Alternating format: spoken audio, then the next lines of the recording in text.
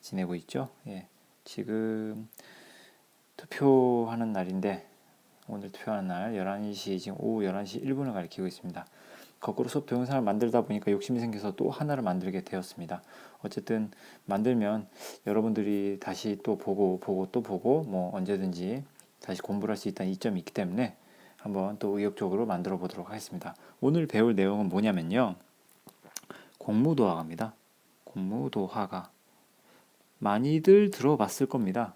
공부하면서 많이 들어봤을 거라 생각하는데 일단 뭐 고전 시가를 배우다 보면은 일단 시기상으로 가장 첫 번째 등장하는 노래는 항상 공무도화가였어요. 그래서 공무도화가는 이게 정확하게 뭐 갈래를 따지자면 고대 가요라고 볼 수 있는데 일단 연대는 고조선을 배경으로 하고 있는 작품이라고 생각하시면 됩니다. 아주 옛날 옛적이죠. 자, 근데 보통 이 고대 가요는 종합 예술로 볼 수가 있겠는데 지금 이것은 원시 종합 예술에서 좀 약간 분화된, 그러니까 좀 개인적 서정시 쪽으로 가는 것이라 볼 수가 있겠습니다. 일단 이 원시 종합 예술에 대한 얘기를 갖다 한번 짚고 넘어가자면요. 일단 원시 종합 예술이 왜 생긴 거냐면 일단 제천 의식이라는 게 있습니다. 제천 의식. 그러니까 어쨌든 기원, 제사 같은 거죠.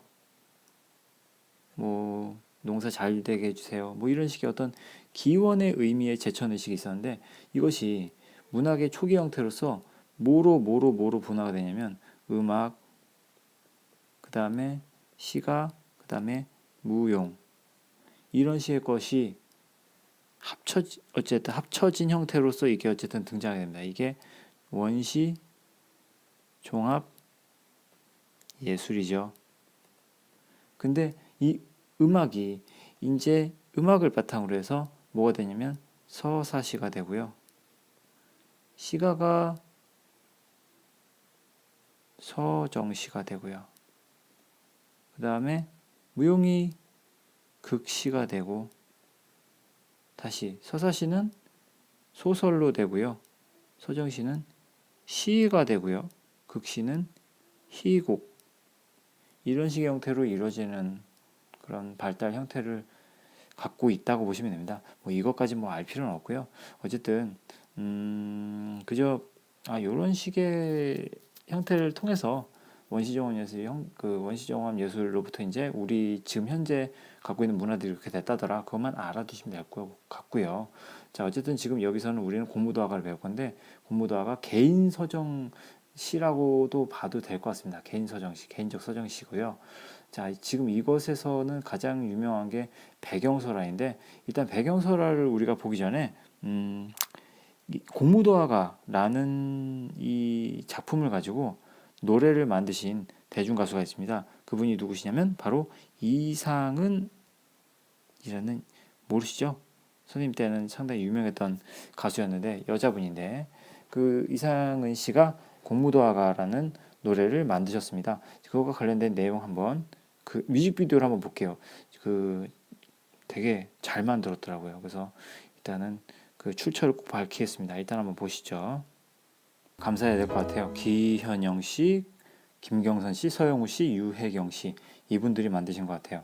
자, 지금 이것에 대해서 한번 알아볼게요. 지금 이 배경설화가 어떤 내용으로 되어 있냐면요. 간단히 한번 말씀을 드리자면요. 다 아는 내용들일 겁니다, 아마.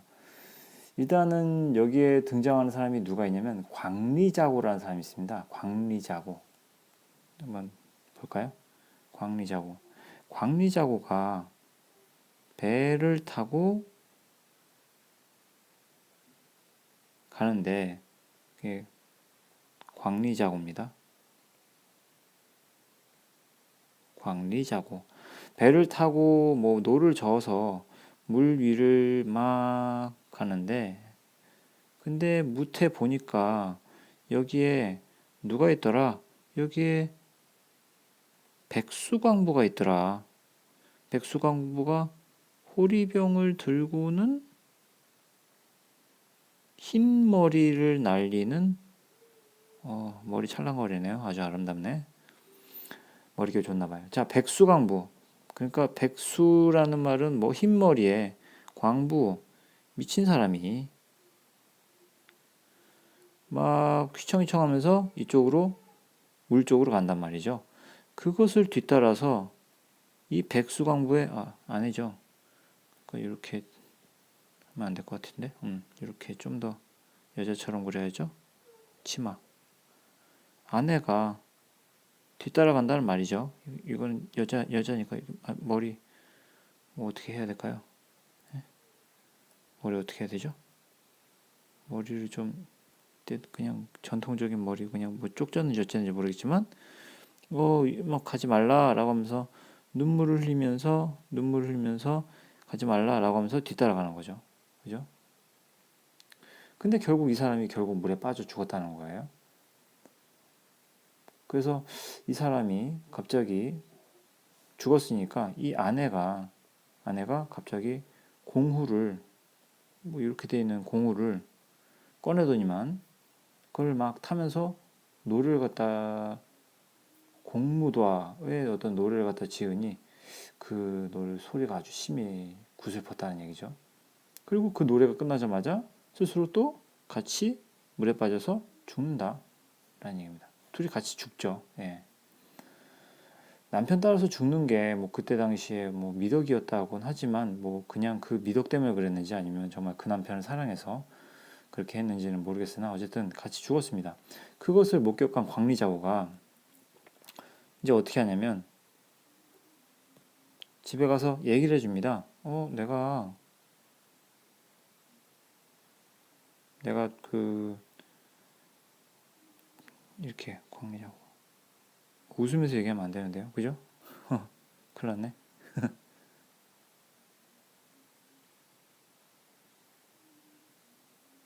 내가 오늘 배 타고 나가다가 희한한 걸 봤지 뭐야 라고 하면서 참 그거 가니까 어떤 흰머리 남자가 술병을 들고 바닷속으로 뛰어들어 죽었어.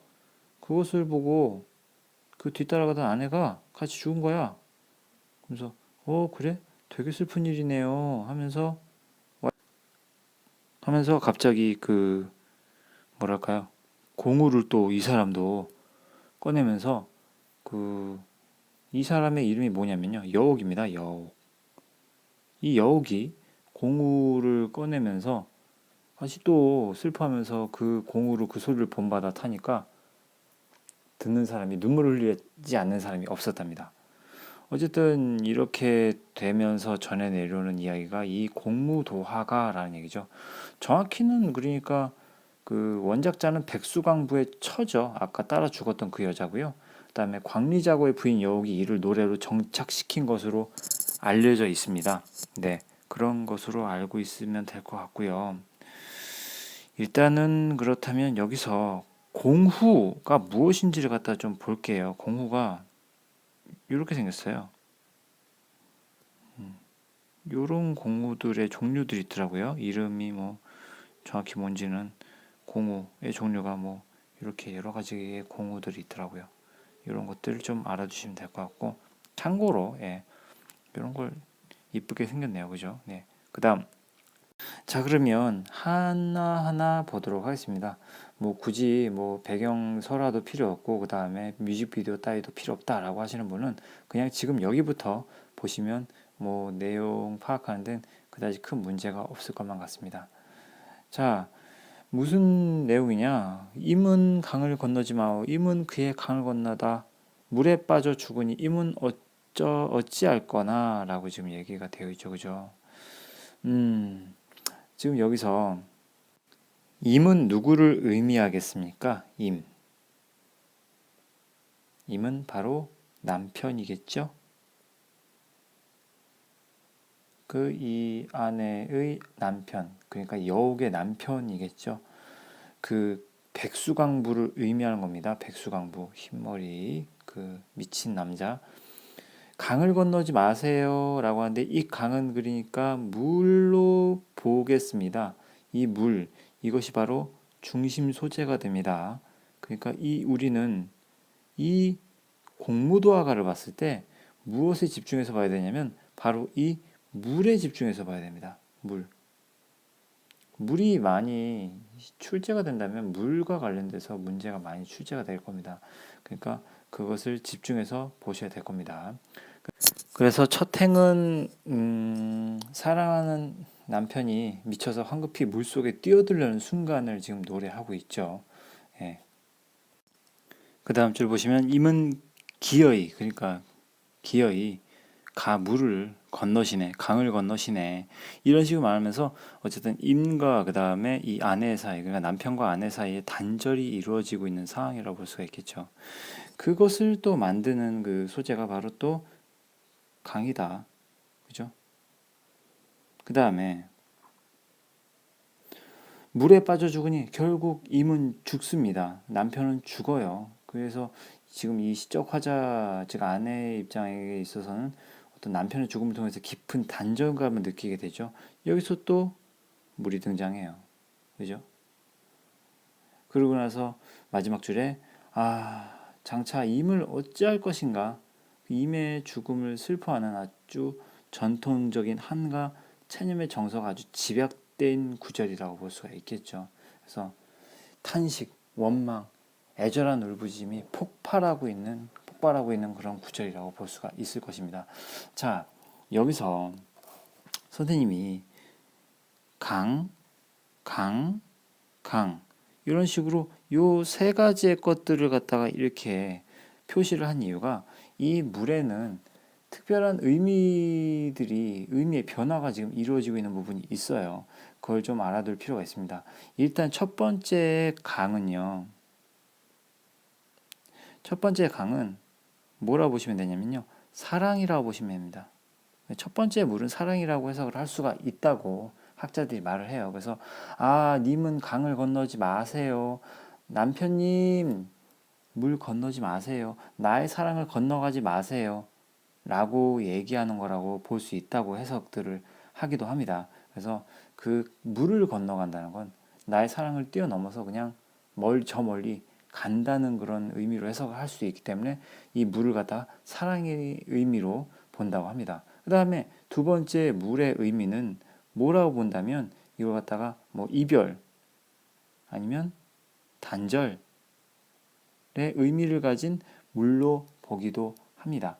네, 그걸 좀 알아두셔야 될 것 같아요. 자, 그 다음에 마지막에 물이 참 이게 결국엔 남편의 죽음을 불러일으키는 죽음의 원인이 되는 것이 그 소재가 되잖아요. 그래서 이 마지막 물은 죽음의 의미를 가진 것이라 볼 수가 있습니다. 선생님이 그 수업 시간 중에 말했는지 모르겠지만 그 물이라는 그 소재 자체의 원형적 이미지가 생명성을 가지고 있는 것이기도 하지만 죽음의 의미를 가진 상당히 이율배반적인 소재예요. 그러니까 한편으로는 물을 주면은 식물에 막 생명이 막 솟아나듯 물이 있어야지만 우리들은 살고 모든 생명의 근원인 것만 같잖아요. 하지만 그 반대로 물은 죽음의 의미를 내포하고 있는 상당히 묘한 소재입니다. 여기서는 생명성이 아닌 죽음의 의미를 가진 소재라는 것으로 등장했다는 점을 좀 알아두시면 좋겠습니다. 자, 그 다음에 이러한 전개에 따른 그 시적 화자의 어떤 그 정서의 변화를 갖다 좀 알아보도록 할게요. 자, 시적 화자는 지금 그대여 임은 강을 건너지 마세요. 그대여 강을 건너지 마세요. 라고 하면서 애원하죠. 그죠? 애원합니다. 자, 그러다가 그대는 기어이 강을 건너시네 라고 하면서 어떻게 합니까? 상당히 초조해하죠. 건너시네. 그 다음에 물에 빠져 죽으니 남편이 이제 죽어버렸어요. 되게 슬프죠. 비에 그 다음에 마지막에 임을 어찌하면 좋을까? 이미 죽고 난 뒤라 상당히 체념적 정서가 아주 강합니다. 그래서 애원, 초조, 비애, 체념의 순으로 내용이 전개되어 가고 있다는 거, 그 시적 화자의 정서가 변화되어 가고 있다는 점을 알아주시면 좋을 것 같습니다.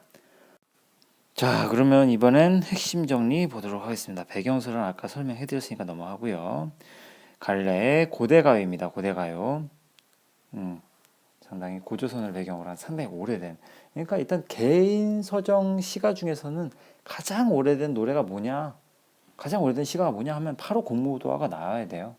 개인 서정 시가 중에. 그러니까 개인의 어떤 정서를 노래한 시가 중에 가장 오래된 작품은 공무도화가입니다.